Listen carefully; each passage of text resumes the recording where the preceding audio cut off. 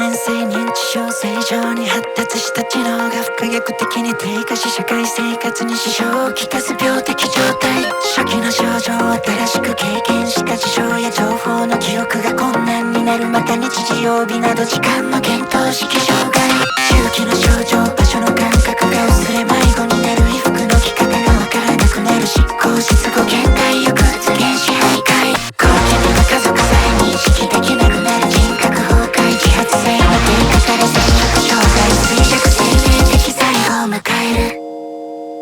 僕は僕のまま忘れない、僕が僕であるための記憶。大切な人、救われた歌、僕を織りなす言葉、出来事、景色、陸地、積んでいたうち、ガランとした天井、ベッドメリー、僕の名を呼ぶ声。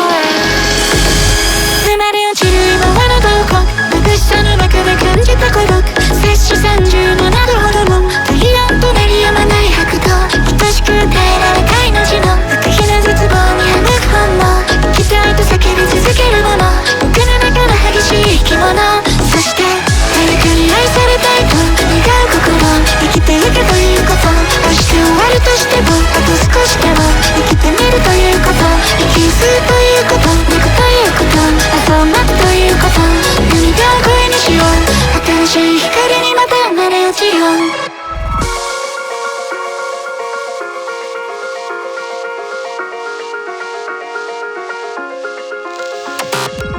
地方都市郊外に生まれる5歳の時、母が他界、2年後に父が再婚、義母や義妹との不和感じ始めた疎外感。読書など一人遊びを好み、ネタ振りや愛想笑いを習得するも対人関係は増えて、高校は不登校のまま上京。教員心不全による父の急性を機に家族友人との連絡が途絶、無気力、子供が移植、完全に社会から孤立。9月のこの名称をたびたび忘れる異変、検査の結果前日の瞬間、耐え難い自我の喪失を避ける術を思案し始める。僕は僕のまま、人はみんな一人で生まれ一人で旅立つ。逃げ出した部屋、悲しげな月、明るすぎるコンビニ、国道遠くの夜明け、優しい世界、十字を切る電柱、フットブリッジ、僕を引き止める声。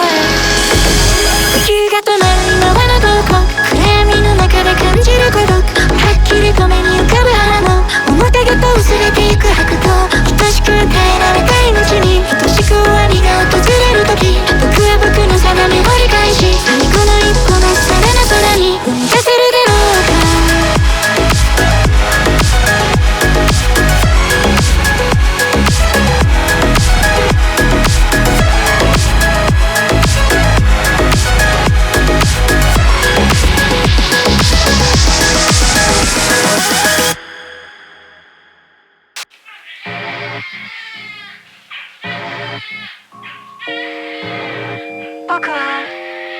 僕は忘れない、僕は絶望に歯向かう子供。その孤独が、その苦痛が、その怒りが、自己嫌悪が、死にたいと思ったその心が君を支える礎になる。君は生きる、一人じゃない大丈夫、僕が君の名を呼ぶ。生まれ落ちる今はのどこ、眩しさの中で感じた孤独、摂氏37度ほどの体温と鳴りやまない拍動、愛しく耐えられた命の不可避な絶望に歯抜く本能、生きたいと叫び続けるもの、君の中の激しい生き物。そして誰かを抱きしめたいと願う心、生きてゆくということ、自分のために何かを願う心、生きてみるということ、息を吸うということ、泣くということ、朝が来るということ、涙を希望にしよう、新しい世界